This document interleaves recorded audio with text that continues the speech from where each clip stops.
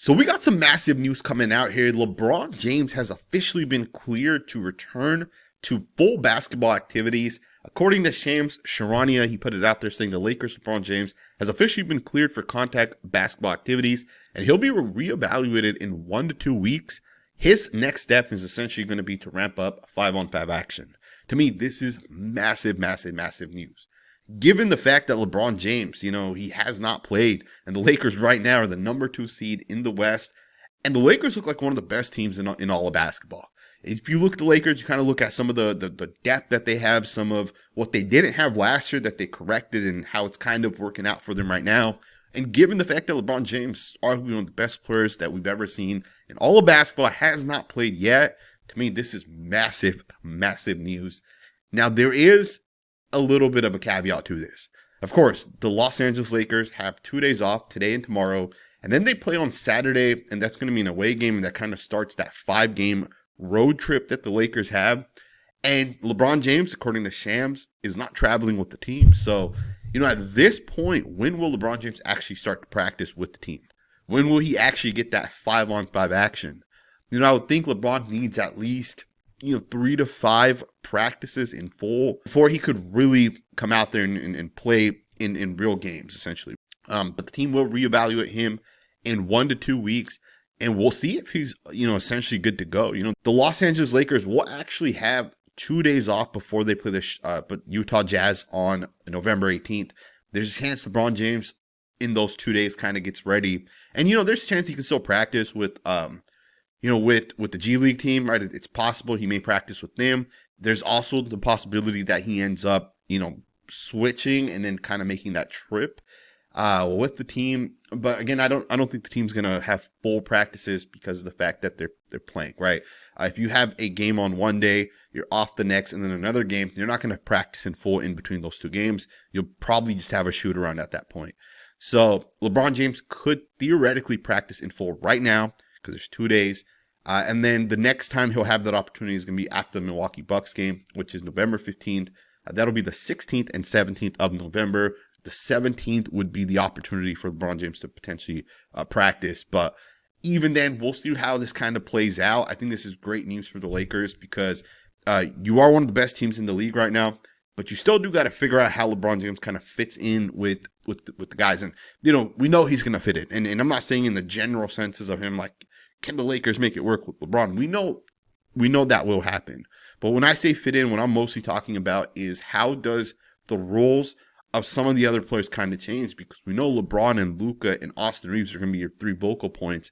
But how do all the other guys kind of rotate in? How does Rui rotate with this, right? I think Rui Hachimura has been phenomenal. In fact, in yesterday's game, I think Rui Hachimura was one of the main reasons why the Los Angeles Lakers beat the San Antonio Spurs. And I want to talk about it. And it wasn't just Rui, truth be told. Rui Hachimura, Marcus Smart, Deandre Ayton, those 3 guys changed that game for the Spurs late on in the game. And I know Marcus Smart had to play at the end of the game. We're going to ignore that. It was an unfortunate mistake. It was a mental mistake from him. He tries throwing the pass to the other side of the court, doesn't get his feet out of bounds, gets that violation, which actually allows the San Antonio Spurs 2 opportunities late in the game to potentially win the game, or tie to the game technically. And again, the Lakers won, so it is what it is. But I do want to just take you guys back, and I want to watch some tape because I think this moment right here really did flip this game. So the Los Angeles Lakers are down 106-98. They're down by 8, and the Spurs have the ball. Like, think about this. There's not a lot of time left at this point in this game. You're already up by 8 if you're the Spurs. You hit a 3, you're up 11. You hit a 2, you're up 10 in the momentum. You got all that momentum at this point. And Marcus Smart gets a steal. He gets on a fast break. He finds Luka, who ends up scoring 2 points. To me, that's a big moment right there for the Los Angeles Lakers. It puts you a little bit closer. It flips the momentum a little bit for the Lakers. The fans kind of get into it. And then on the very next possession, Deandre Ayton steps up.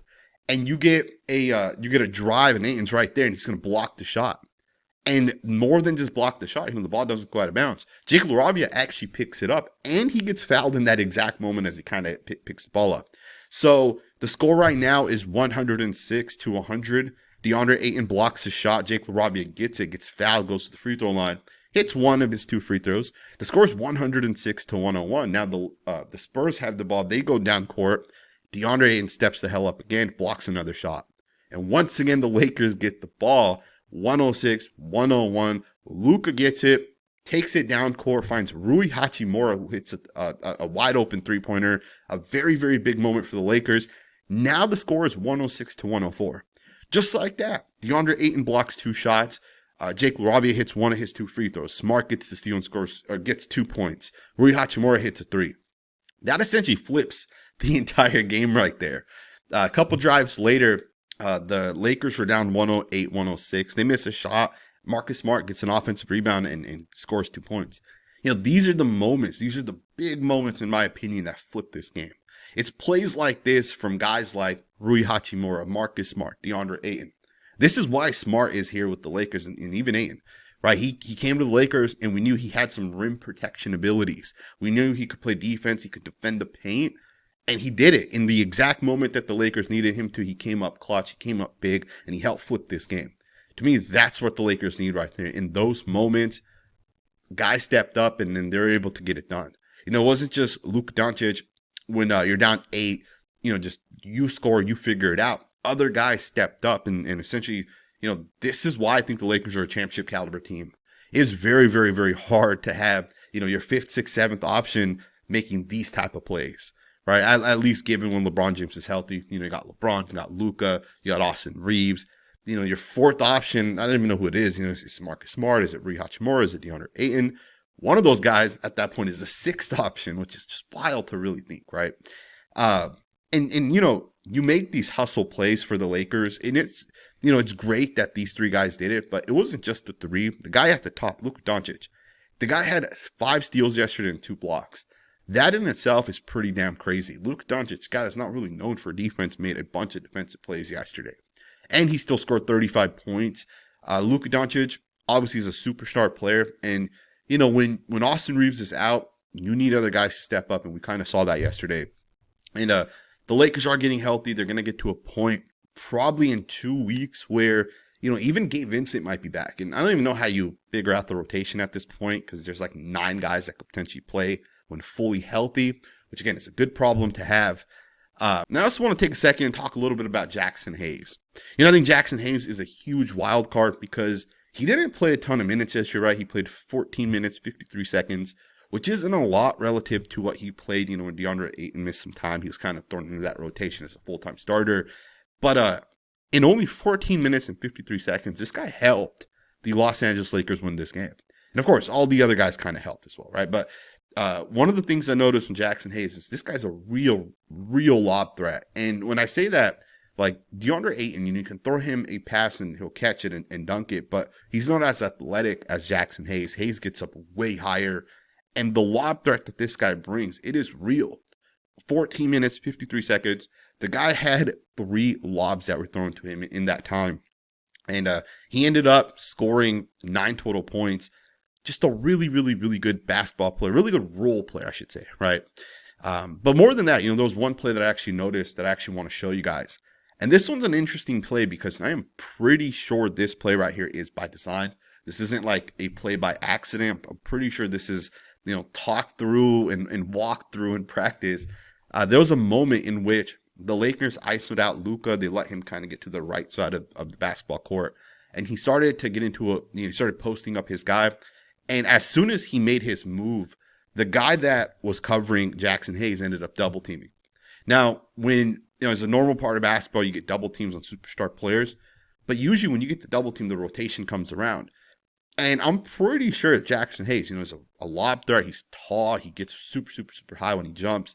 I'm pretty sure this was by design right here, where Jaxson Hayes has that inside leverage and he doesn't let that leverage go.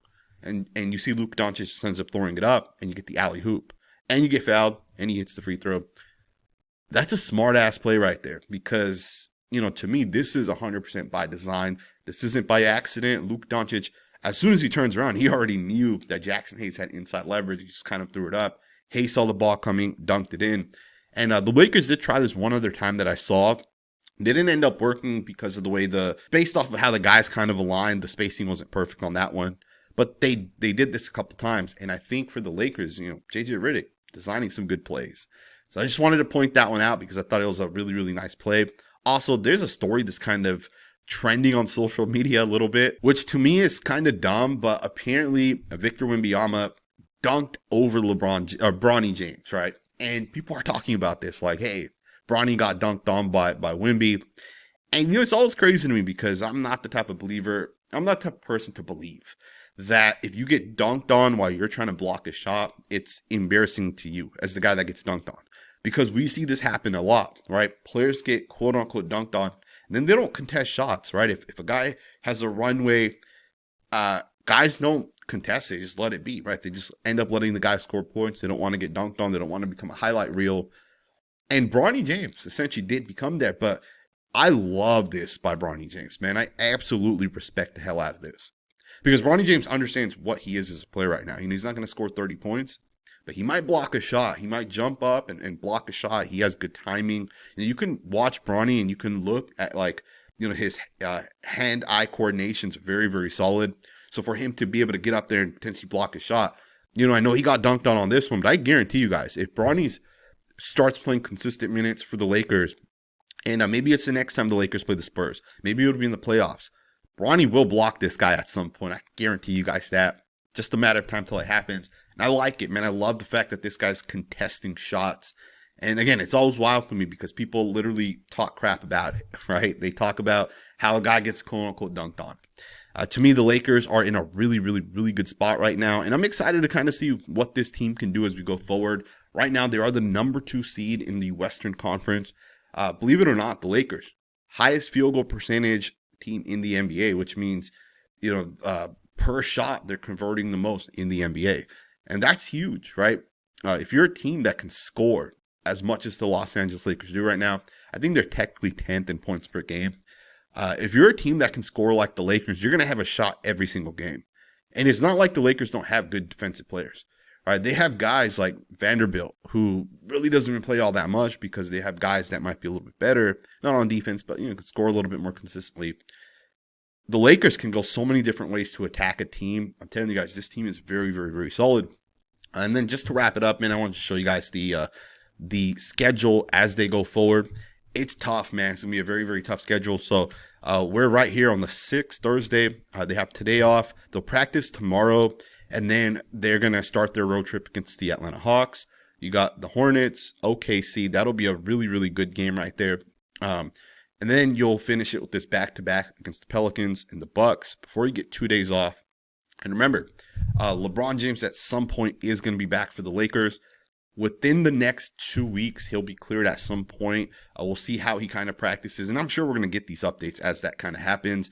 I'm excited, man. Let me know what you guys think in the comments below. Thumbs up, subscribe, and I'll see you guys next time with another video.